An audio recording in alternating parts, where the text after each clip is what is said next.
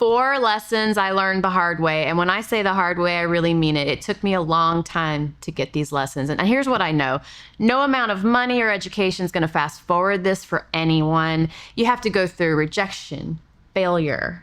Basically, life had to bring me to my knees, and I had to burn out and crack to learn these things. I rose from the ashes to bring you guys this information, and I bled for it. Like a phoenix. Yes. Rising from the ashes. But here's what I know for sure. If you don't get these lessons early in life, life will make sure you repeat them until you get them, or until you just kind of crack or burn out, which is kind of what happened with me. So should we just jump into lesson number 1? I know it sounds really fun so far, but actually I feel that as we go through this, you'll find this gives you a sense of relief. Ironically, these 4 lessons for me, if I'd learned them earlier, I would have been a lot more relaxed and honestly just happier. So, well, I think clarity and answers give people relief. Yeah. And it relieves the stress, you know? And knowing what not to obsess over. So, agreed. Yeah. All right. Well, before we start, I consider myself a type A.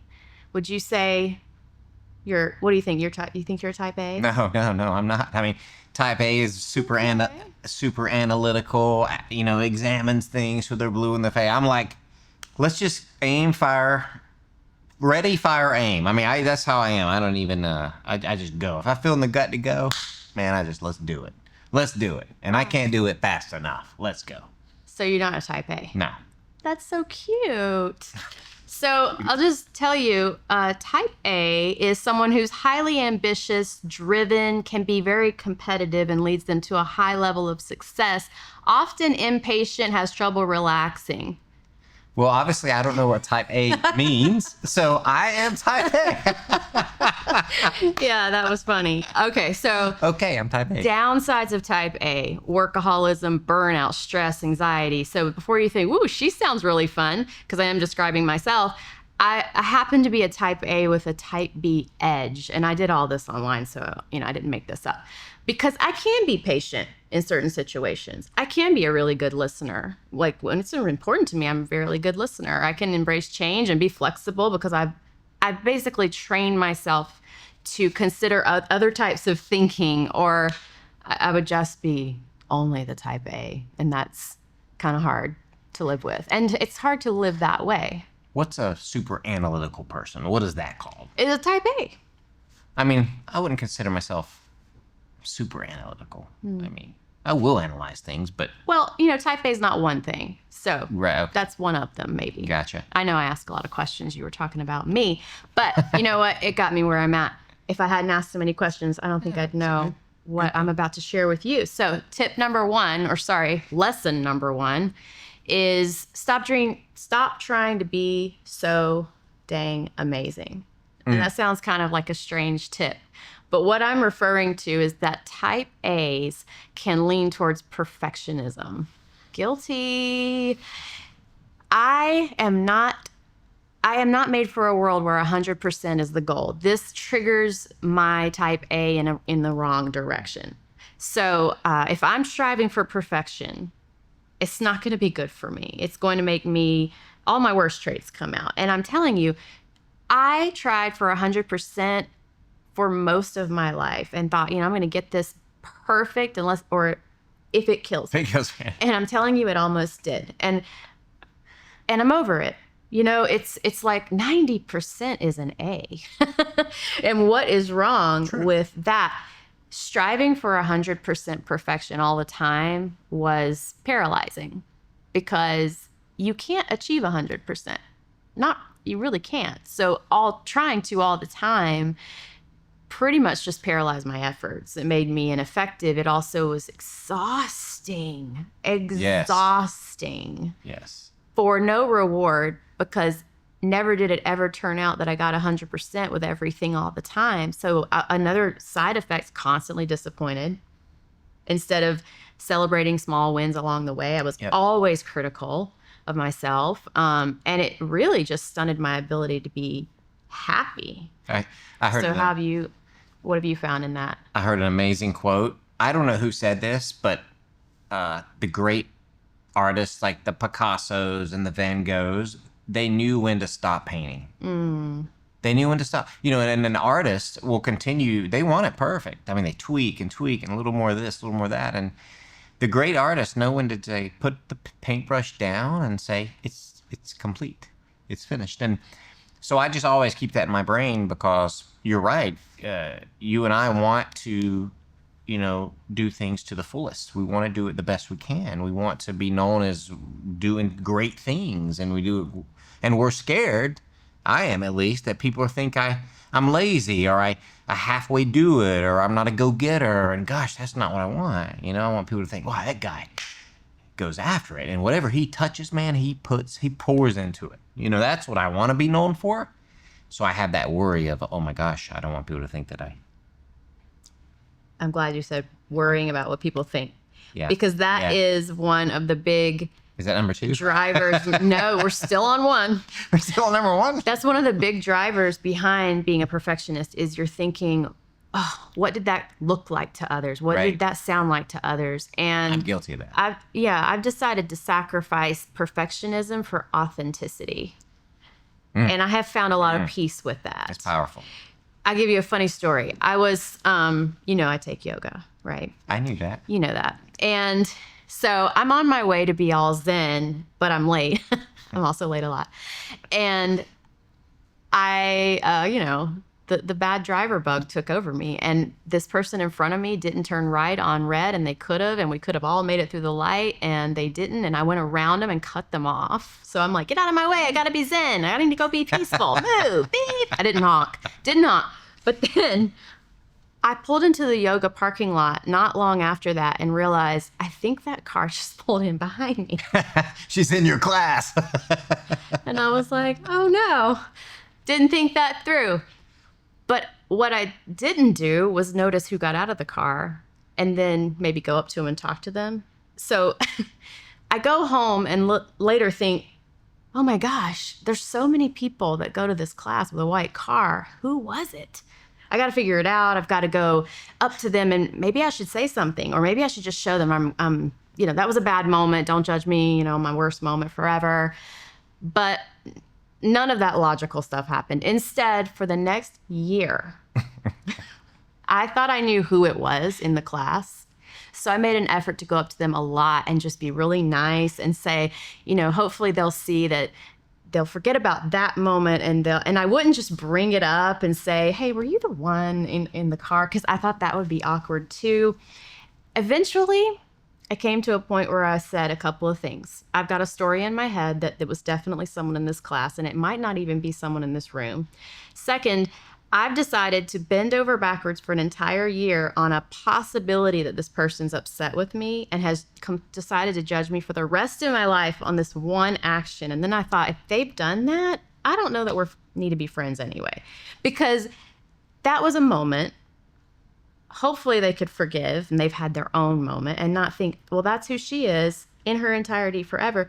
And when I finally made peace with that, I just felt it was taking all the joy out of showing up to the class. I was always obsessing over trying to look like a really nice person. I just decided to let it go, and now it never bothers me. So what you're saying is you weren't trying to be perfect. I started out with that as the goal. What, being there on time? No, being perfect in front of the class so that they would see that if they saw me cut them off that in that moment, that's not who she really is. She's also really great. She's nice. Let me show them how nice I am. Let me prove it to them. And I was trying so hard to prove. But you didn't lean into authenticity of, hey, I cut you off. Right. I am so sorry. Are you the one I cut off? Right. Right. And I never needed to do that after all. If it was you and you're watching, I am so sorry. Not my best moment. Well, you went through a year of anxiety. A year of making up stories in my head. Finally, I think what I had to do was forgive myself. Mm-hmm. You know, you messed up, Heather. You cut someone off. Could have been one of your friends here. Let it go and don't do it again. Yep. So. Good one. Yeah. What else do you think about, like, striving for perfectionism? For perfection. We're going to leave that in just to show that I'm cool with making mistakes. No, it's, I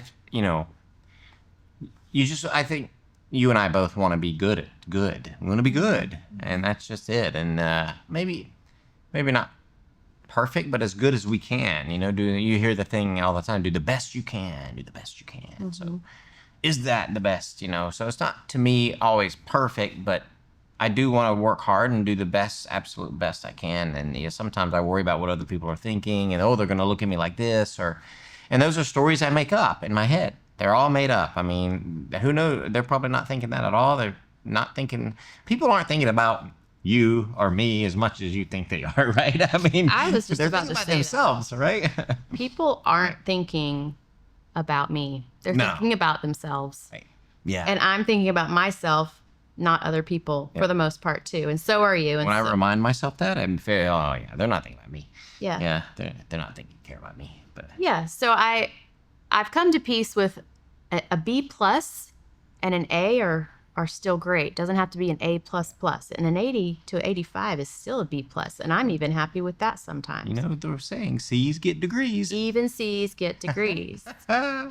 One little thing that helped me was I started noticing, people or other businesses or places that I really love, and they're not perfect. Right. And I was like, I don't care.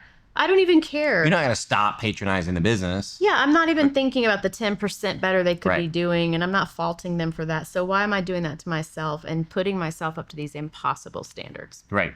That really segues nicely into lesson number 2. Lesson 2. You cannot make other people happy, and you can't change them. Also, 2A is it's not your responsibility to make other people happy. And I'm not talking about parents and kids and making sure they're well cared for and that they're generally happy. Adult to adult, we're all grown up. We're all grown ups. I can't make someone change. No one's going to change till they're ready, right? Oh, Thoughts, in comments? the fitness world, we see this a lot. I mean, we can give people the tools, all the knowledge about eating better, about a better, nutrition, about exercise, but unless they really want it themselves, they're not going to do it. They're not going to change. That's why the old saying, you never give someone a book. Or lead a horse to water. Yeah. Yeah. You can lead them, but they won't drink. Right. Yeah. So if I give you a book, you're not going to read it unless you really, that book really is, you're pulled to that book and you want to read the book. So when you go buy it, then you're more likely to read it. So changing nutrition or exercise habits, unless you really deep down want it, that's like I was training for the kickboxing bouts. I had to step on that scale at a number in front of all these people.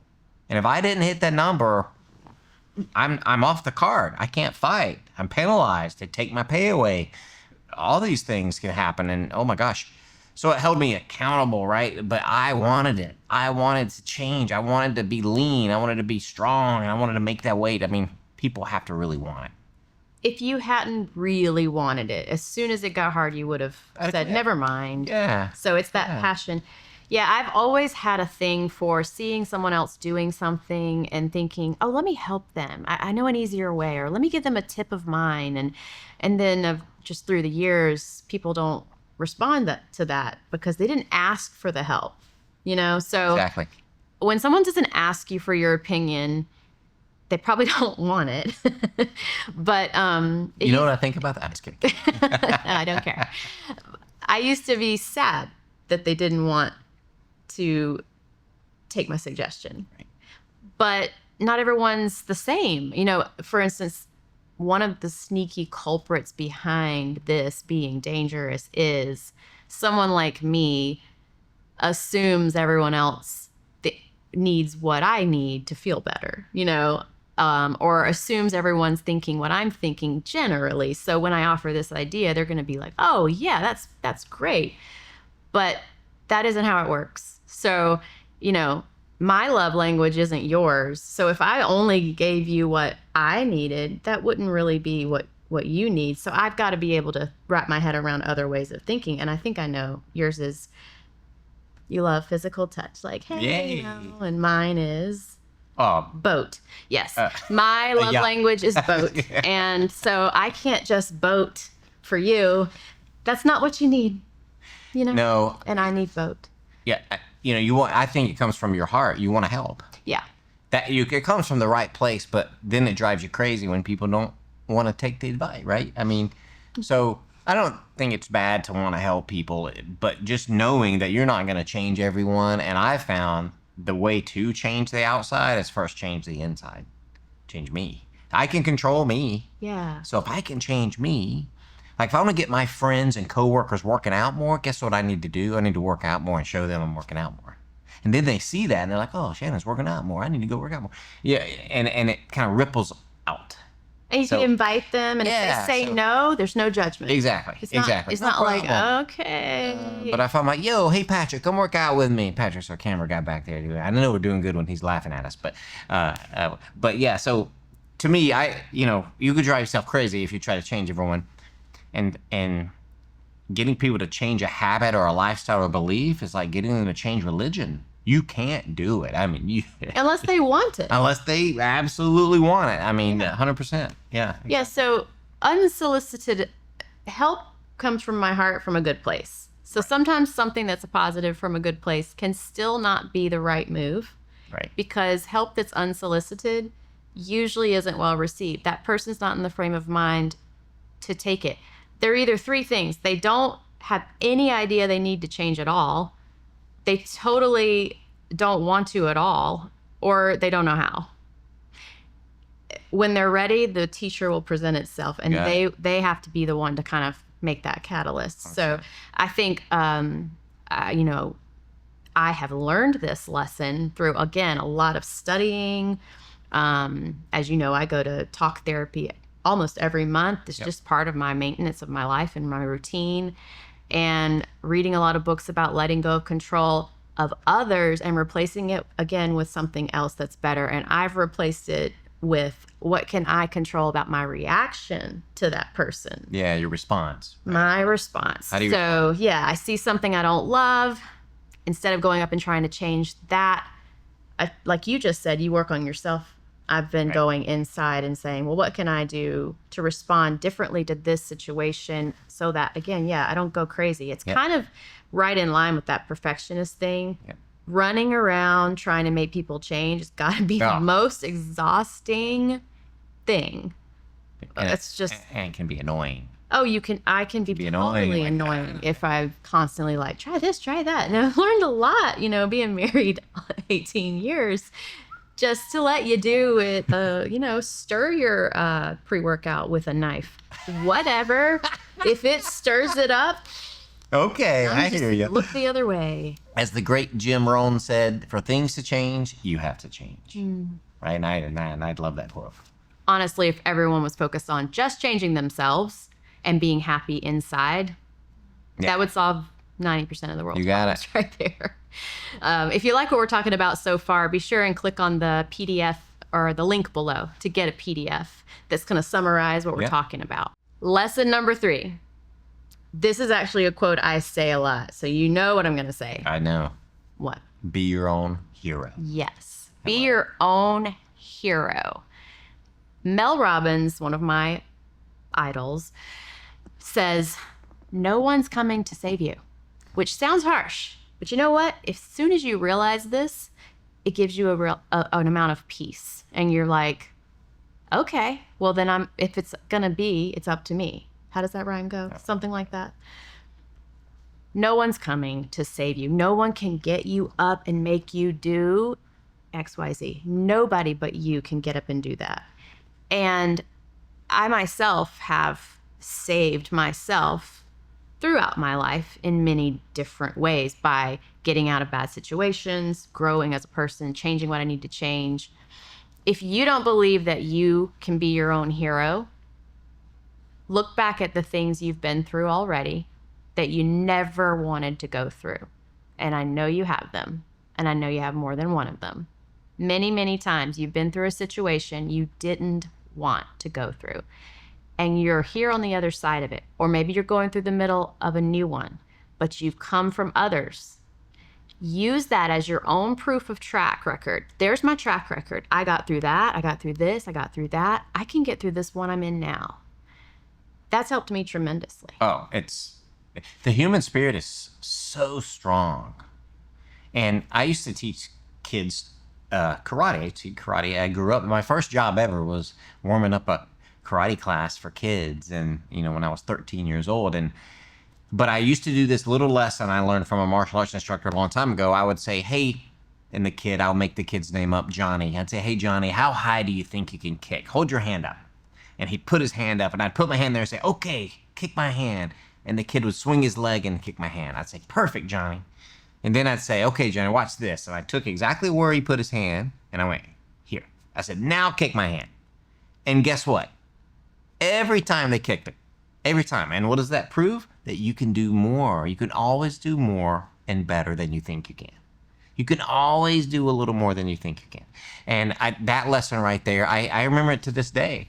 And I think about it a lot. I'm like, can I do more here? Is there more I can do here? Because I've done, I think, a good bit, but is there another little I can do, another little pow, and it's just a great lesson. And the human spirit's so strong, and you've been in some dark places. I know your story. Yeah. It's incredible. Right. So if any of you are listening thinking, yeah, but look at you guys, you have an international company, you're a power couple, just please pause and stop.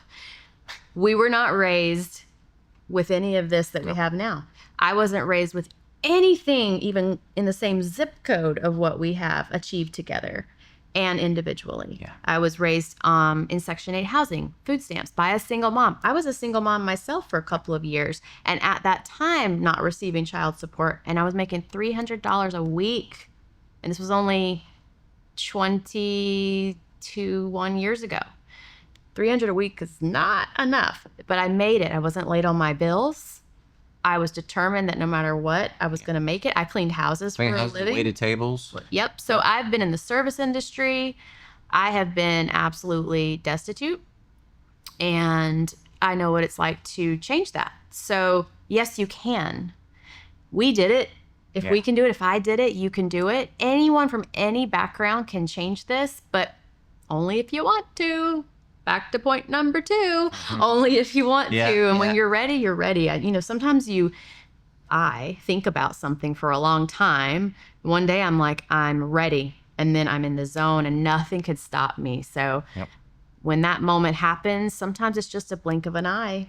Yeah, it's just like you're done. You're like, I'm a new person. I told you this story the other day. In the last professional fight I had, I was not going to leave that ring without my hand being raised. I don't care what happened. I was just so committed, and I had such a resolve. I would have had to die in the ring. I almost did, by the way. Glad that didn't. We were almost dying outside of the ring watching. I ended up winning the fight. But I tell you, I was going in, at 44 years old, fighting a 30-year-old guy on TV. I'm going to win. I don't care no matter what. And that was my resolve. So when you have that kind of resolve, like no matter what, I'll do it no matter what. I think Les Brown said, I'm gonna win no matter what, right? So if you have that no matter what type resolve, I'm telling you, man, you can do way more than you think you can, right? Yeah, I can't even say yes hard enough to that you can do more than you think you can. God. Look what you've accomplished. You can go through so much more than you realize. And again, if you don't believe me, look back at what you've been through already. Yes. And yes, you have. Yes, you have. So last thing on be your own hero. Being your own hero means you do it all the time. You do it when you're tired. You get up and you do it when you're scared. You do it when you don't have a plan. You do it when you don't feel like it. Right. All of those things I've learned from other mentors. And it is so, so, so true. And the great thing about that kind of mentality is you're really proud of yourself. And there's almost no feeling that can compare with being proud of yourself. Exactly. Yes. There's also nothing that feels kind of bad as not being proud of yourself. True. So be your own hero. Yep. All right. Point number 4. All right. Lesson number 4. It's going to be hard. I know that sounds tough. But again, there's a freedom and a relief that comes with knowing, okay, it's hard. Nothing's wrong. That's just the way it is. Like if working out was easy and you thought it was going to be easy and then it's hard, you might walk out. But if someone told you in advance, this is a hard workout, but you can do it, then at least you know in advance. Right. So knowing in advance, everything we're talking about, it is hard. Life is hard. Working on yourself is hard. Getting in shape Business is is hard. Business Fitness is hard. It's all difficult. And it's also hard to live in those ways. But specifically, I was thinking more along the lines of shortcuts. Like, I am so annoyed by advertisements or hooks that say things like, get in shape the easy way. Oh, I saw something the other day. I wrote some of these down. How to get rich in 12 days is a video on YouTube. How I made 4.2 million online at age 22. Doubled my booty size in a few weeks. No, you didn't. No, you didn't. No, you didn't. No, you didn't. well, a surgery you could do. Yeah, that's true. Yeah. Maybe that's true. How to get fit if you're lazy. Okay, so these types of sentences irk me to my core because they set up the viewer for failure. No one's going to get rich in a millionaire in 12 days if you win the lottery, but that's not a strategy, you know, and it's so sad to make people believe you could build your muscle in a few weeks. It's not science. It's not true. So the truth is success is simple. The formula is simple, but it doesn't mean it's easy. So yes, it is hard. It is difficult. Yep. Give you an example. Losing weight. Let's lose 5 pounds. Simple. Cut the sugar, cut the alcohol, eat, good for you carbs, not, simple carbs, half a gallon of water a day or more, eat your lean proteins, lower your fat intake and make sure it's healthy, eat small meals each day, 3 to 5 times a week. I want you to exercise, do this for 8 weeks. You might lose 5 pounds. That's simple. I can make it even more simple. Eat less, move more. Done. Mm-hmm. Eat less, move more. Done. So Look how simple that is. So why is it hard? I tell you. None of that I just said included. So tonight when you plop down on the couch, don't reach for the popcorn and wine. You always reach for is your comfort, for the reward for the end of your day. Friday night when you go out for dinner, don't get all the extra stuff, appetizers, drinks. Saturday night, repeat. Don't get all of that. When you go to the movies, don't get the buttered popcorn. Bring your own snack or just have a water. And so when someone loses 5 pounds and someone finally notices and says, you look really strong and healthy and great, what you need to say is, thanks. I've been, white knuckle gripping it for 56 days.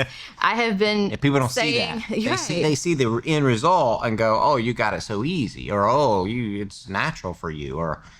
And really deep down, you busted your tail for it. In the silence, in the darkness, In silence, yeah. With no cheerleading group Right. beside you for 1,344 hours, it's 8 weeks, of saying no to all the wrong things and saying yes to all the right things while no one praised you along the way until all of a sudden in 8 weeks, you look like a little leaner and you feel good. All of those times you had to say no alone and say yes to the right things, working out when you don't feel like it, all of that isn't recorded.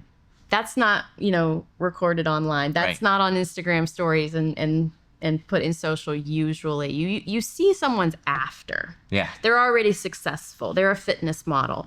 And now you see them and you didn't see, it probably took years for them to get where they're at. Oh, totally. And they weren't filming that part of their life. Yeah. Yeah. Business is the same way, and I thought you might want to kind of go off on that part. Well, simple, but not easy. Yes, and not just business, but I look at everybody sees the athlete at the with the gold medal or the highlight reel, right, of the wins, but they don't see the early morning runs, the grinds, the pulled muscles, and that's what I'm fascinated about. I'm fascinated with the grind stories and founder stories. In business, founder stories. In our bookshelf at home, I have all the books of all the companies, from Apple to Wendy's to McDonald's, all the founders. I read all these books about founders because I love the grind, and it makes me feel like, what, that's where I started too. If they can do it, I can do it, right? If Ray Kroc was a milkshake salesman, I was a karate chop salesman back in the day selling karate. If he can do it, I can do it, right? So yes, it looks easy. A well-run business looks easy from the outside, but inside, it's hard. And it's simple. Keep the store clean, treat customers great, have more money coming in than going out. It's pretty doggone simple. Not easy. My gosh, it's not easy. It's so hard, right? So, and what makes me feel better about when you say it's hard, it's hard for everybody, Yeah. not just me. So that makes me feel a little bit of relief. Okay, it's hard for him too. But I also humbles me down as I know no matter how hard of the day I've had, someone's had it harder. Someone's had it harder. And I, go back to the story of my mother passing away recently. She had some hard days. And when I think my day's hard, she had some hard days the past, couple months of her life. And those are some hard days, I'm telling you. So when I come home and she's like, I say I had a hard day, I'm like, I didn't have a hard day. My mom had some hard days, right? But I didn't have a hard day. So those are things, yes, it's hard. It's going to be hard. Let's embrace it. Let's go for it. Yeah. And last thing on that, hard, it's relative. Kind of like you were just saying. Yeah. It's hard to have a failing business, but it's hard to have a successful business. Like it's hard to be in debt and wondering if you can make your lease every month and hire the right people. And that's hard. But it's also hard to not do all those right things and have, it's also hard to do all the right things and have a really successful business. So it's choose your hard. I'm sure you've heard that before. We all do it every day. Yeah. We get up and do things we don't want to do all the time, but then we don't use that as fuel for the next thing, but we can. So maybe you're thinking, I don't know if I'm tough enough to be those things, Heather. So if you feel like you need a little more toughness, make sure you didn't miss our video about 11 tips to be tougher. I think it was called You Need to Be Tough. Yeah, why you need to be tough. Yeah, and we talk about toughness in not just like being like rough and tough, but just tough mentally in life and what it takes to really make it. So if you master these 4 things, I believe you will have a happier marriage, partnership with your partner, business, parenting will be better. In general, life will be better. All of this comes together. So hopefully you enjoyed these 4 lessons. Make sure you subscribe to our channel so you don't miss any more of our videos. And we thank you so much for tuning in. Be your own hero. And keep kicking.